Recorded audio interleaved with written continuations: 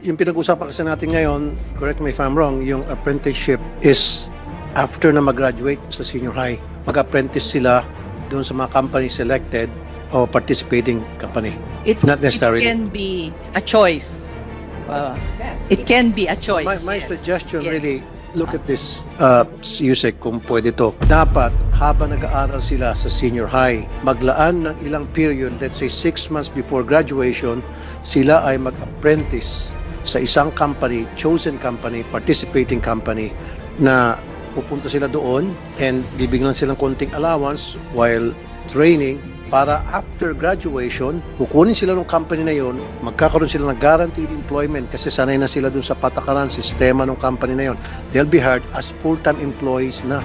Hindi na kailan pa i-train kasi yung training period nila, doon pa habang nag-aaral sila. So they'll receive full payment, at least minimum wage, and then at the same time, full benefits. How's that?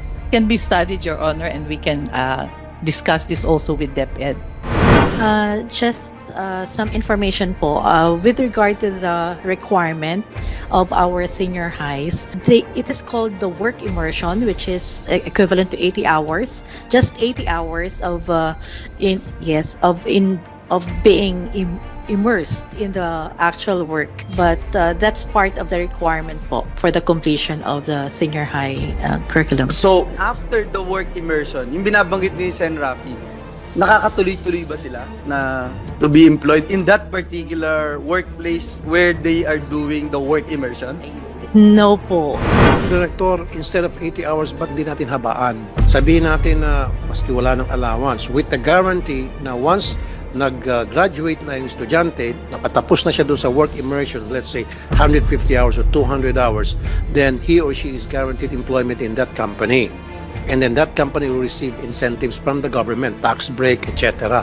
Para nang sa gayon, kasi ito nga yung kultura natin dito ngayon, Mr. Chair, which we have to correct. Lahat ng mga sa classified ads na naghahanap ng employee, palaging almost always must be college graduate. Dinidisregard na agad yung mga graduate ng senior high. This has to be changed. Na parang agad-agad discriminated agad itong mga graduate sa senior high. Well, siyempre, call yan ng company na nag-hire ng mga empleyado niya, sasabihin niya kung anong gusto niya. Pero palagi na lang talaga, maski na yung clerk typist, you must be a college graduate. Pag pumunta ka sa Amerika, there's no such thing na must be a college graduate. Sinasabi agad diretso kung anong requirement, anong responsibilities, anong experience ang kailangan. Hindi naka-specify doon kung kailangan mo college graduate o hindi. Maliban na lang kung ikaw engineer, architect, or nurse. Well, of course, nakalagay doon, must have license in nursing, etc. Diba? Yun yung sinasabi ko. Kung mapapansin niyo po, sa Amerika, 4.5% lamang ang unemployment rate ng senior high. Dito sa atin, hindi ko alam kung sinong totoo. Ayon sa Job Street, 57% ang employment for senior high graduates. Ang sabi ng DepEd, 10% lang. Alin po ang totoo? DepEd or Job Street? Honor, may I clarify yung 57.7%? It is awareness lang of enterprises for hiring Okay. senior high. Thank you. So hindi po siya So employment therefore, 10% lang ang nakakapagtrabaho ng mga senior high after graduation. Wow! Marami sa kanila, it's either hindi natatanggap, so dumidiretso sa college o pupunta pa sa TESDA. So bakit pa tayo merong K-12? What is the reason why we still have this K-12? Di ba para after graduate nila sa senior high, magkakaroon sila employment, makakatulong sa kanilang family, etc. etc. Dito pala, pag nag-K-12 ka, only 10% of you guys that will graduate this year will get a job. And what is the DepEd doing about this? Kasi last year, nung December 2022, we did a job fair for K-12. And may mga vacancies, about 9,000. And marami pong, 116 were hired. Basically as cashier, sales agent, and service crew. So what we're saying is, ito yung mga areas na pwede silang ma-hire, and those are some areas which we can enhance their competencies and skills kasi dun sila na-hire sa mga senior high school graduates po, and job fair for senior high schools. So meron kayong ganong klaseng programa which is very good. Po. So meron kayong po for senior high job openings, sabi nyo nga 116 were hired. What happened to those that weren't hired? Iba po kasing qualifications kailangan college graduate. Okay. Yung dun sa vacancies, kaya hindi sila na-hire. I thought you said yung program ninyo, yung naghahanap kayo ng mga applicants for Opo. senior high graduates. Marami po for senior high graduates, but meron ding mga vacancies na for college. Why don't you come up with a program exclusive lamang doon sa mga senior high graduates to encourage companies na mag-hire ng mga senior high graduates na para mapakinabangan naman, hindi naman masayang yung mga graduates na ito na magkakaroon agad ng trabaho diretso after graduation.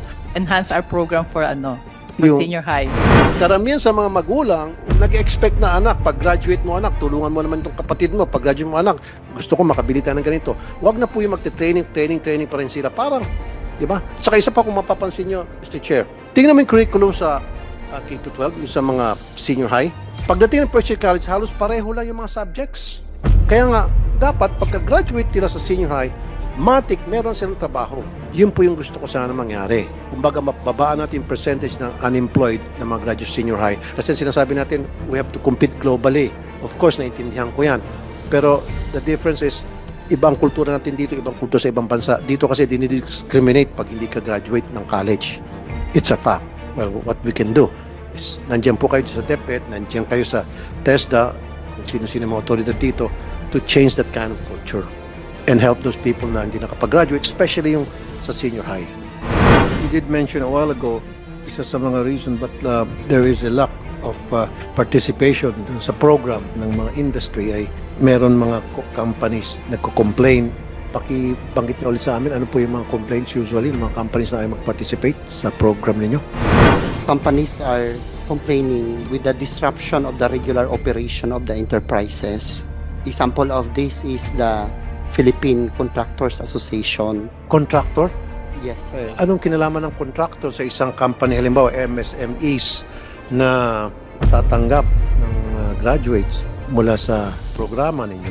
Mr. Chair, it's the consolidated concern of the Philippine Contractors Association that once they bring in Sorry sir, applications anong kinalaman ng contractor sa isang company na lalagyan nyo po ng mga graduate ninyo after makapag-train sa inyo? Sila ba ang nagde-decide how the companies are going to be run?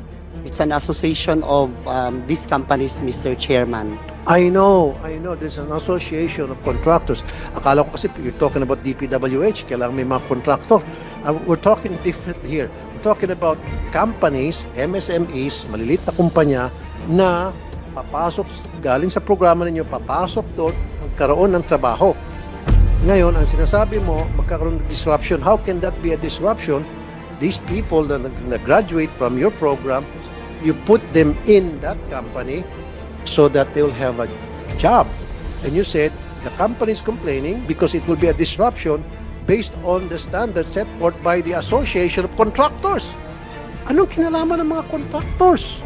Ang layo pong mga sagot niyo, sir. This is the reason kung bakit di kayo successful kasi ang layo ng mga isip niyo. Siguro next time, sir, dalhin niyo na dito yung BIR at by the time you come back, kung meron pa next hearing, nakapag-usap ka ng BIR and then you tell us ano na pag-usapan ninyo. I'll tell you this, Mr. Chair.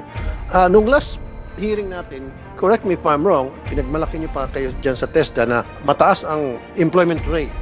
However, marami sa kanila underpaid. Kaya nga nagalit ako doon. Below minimum? Anong ginagawa niyo? Ba't yung pinapayagan na ito mga graduate ng TESDA na pinunduhan ng gobyerno para pag-graduate, matuto at pag nag-graduate, magkaroon ng decent trabaho at least man ang minimum.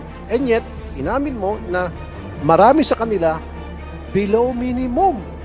Baka sabihin mo, kasi yung contractor nagsabi, below minimum sila. Contractor ulit ang gawin natin reason. Sir, may problema kayo.